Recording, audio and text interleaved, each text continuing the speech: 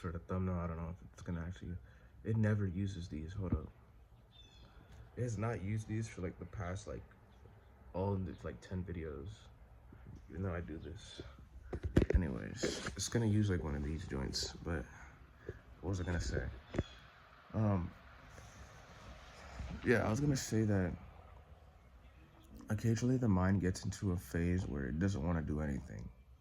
It says, "Oh, I don't want to do anything," based on it, and it makes you feel. It's not true, but like the energy is saying that it doesn't want to do anything. The energy is saying that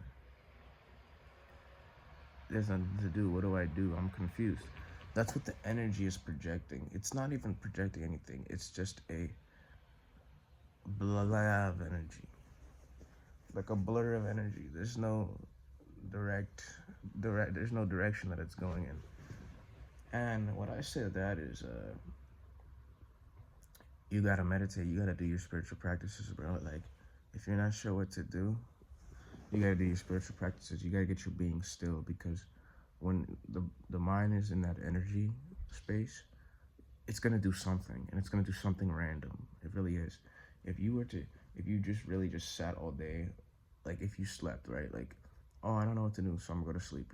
You wake up, you're gonna check your phone, you're gonna go on the computer, you're gonna go play a game, you're gonna go do something stupid, you're gonna smoke weed, you're gonna drink alcohol, you're gonna do something, right? So it's not that you don't want to do anything. It's not that you're not gonna do anything. It's just you're gonna do something random. If you really did nothing, you'd be sitting in a meditative posture, absolutely doing nothing. Doing nothing, absolutely, not even thinking. Just aware, doing nothing, right? But that's a false, that's a very tricky trap from the mind, is that where it sends you these waves of I don't want to do anything.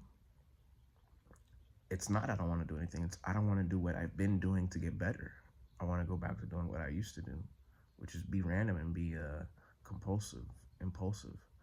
You know, that's not the way. So do the schedule that you gave yourself, which is whatever it may be, but for sure get a meditation in, for sure get a yoga session in, for sure get the being still, because that's better. You've experienced what it felt like to get your being still, so do that again. Why stay in the energy of the confusion, you know? And then what else did I want to say? Hold on, let me see. Yeah, I wanted to say this, like the nature of the mind, it has no decision-making process. Like, it can't tell you what it is that it wants to do. It doesn't want to do anything besides what you've been doing.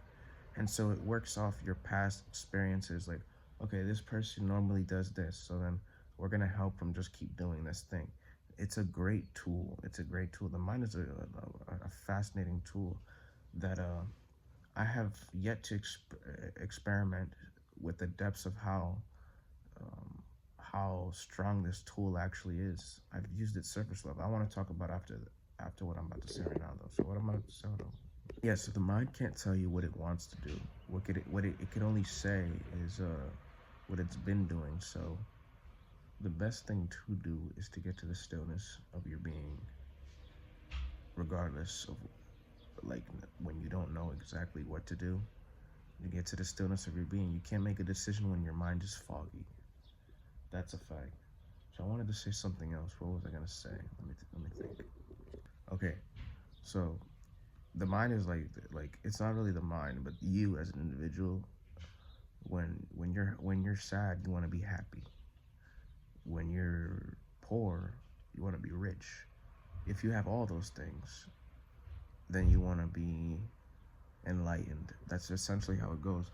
But the thing is that people do this through installments. They do this through material possessions. They say, that's why you see these people, these rich people, they're getting like 400 buildings of real estate, because they've crossed a certain point that in order to get any ounce of like feeling within their life is they need so much more money, so much more things, so much more material possessions, which will ultimately won't make them happy in the end. But in that constant pursuit of it is where they find their meaning. always trying to figure out how to make money.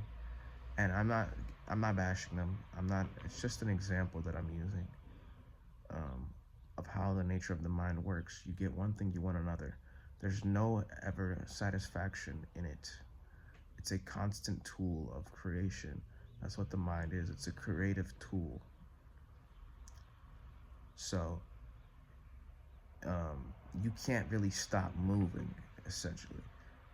Your being can stop moving, but the life's processes can never stop moving. It's always active, always working. Otherwise, you're just not alive. You're just dead.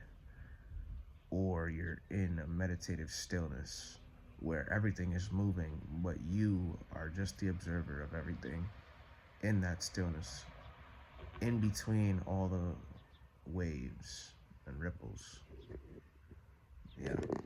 Yeah, so I was wondering if I should get, like, I really, really want a Kriya technique.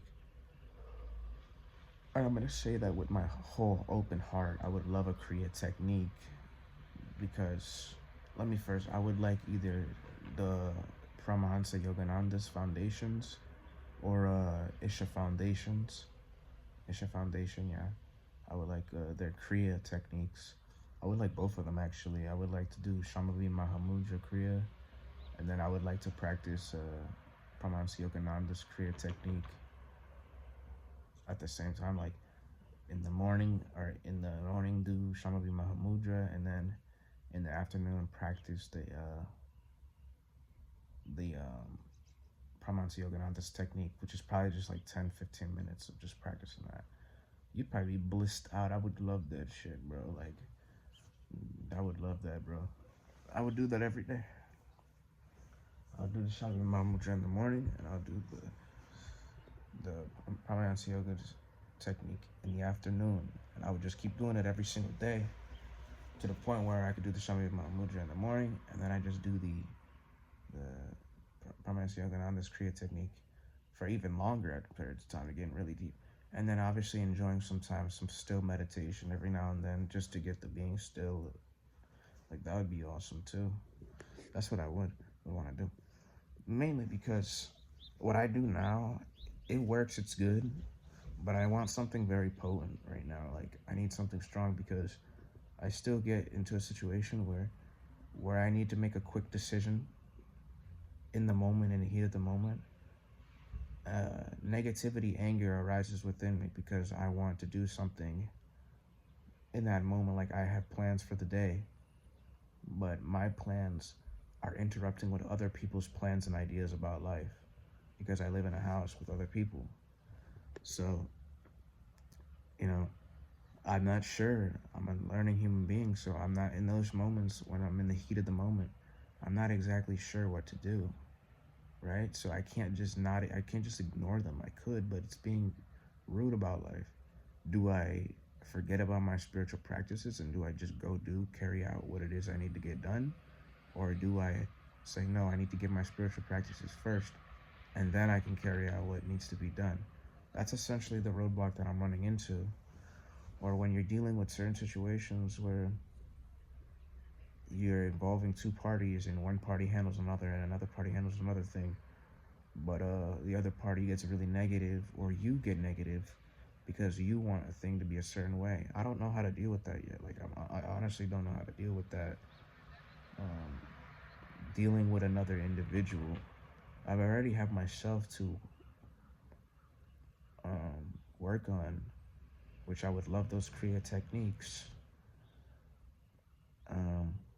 So yeah, I already have myself to work on. So I just don't know how to deal with that, which is why I want to just go deeper into my practices, deeper and deeper into my practices, so that certain circumstances and situations I'm able to navigate pretty good with clarity. I also wanted to know if I should do like an all-day meditation / law of assumption thing, because I would like some money so I can get these Kriya techniques. Shambhavi Mahamudra Kriya. This is what I would do. I would do Shambhavi Mahamudra Kriya in the morning. That'd be the first Kriya technique. And then I would do Paramahansa Yogananda's Kriya technique in the afternoon.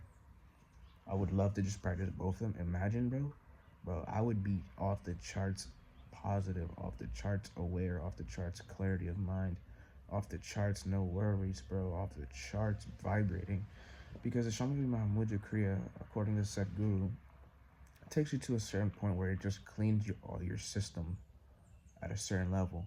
But I think Yogananda's Kriya technique takes you even further, if I'm not mistaken. So it's a good teamwork from both Kriya techniques. One to clean out the entire system, and another to take you above to even higher bliss. I don't have any goals. I'm just a life who's expanding at his pace, would like to push it further, but the outside circumstances, outside circumstances, yeah, that's what it is. So I'm willing to see and experiment with certain things to see if I can handle these outside circumstances. Anyways, yeah, that's what I want to say.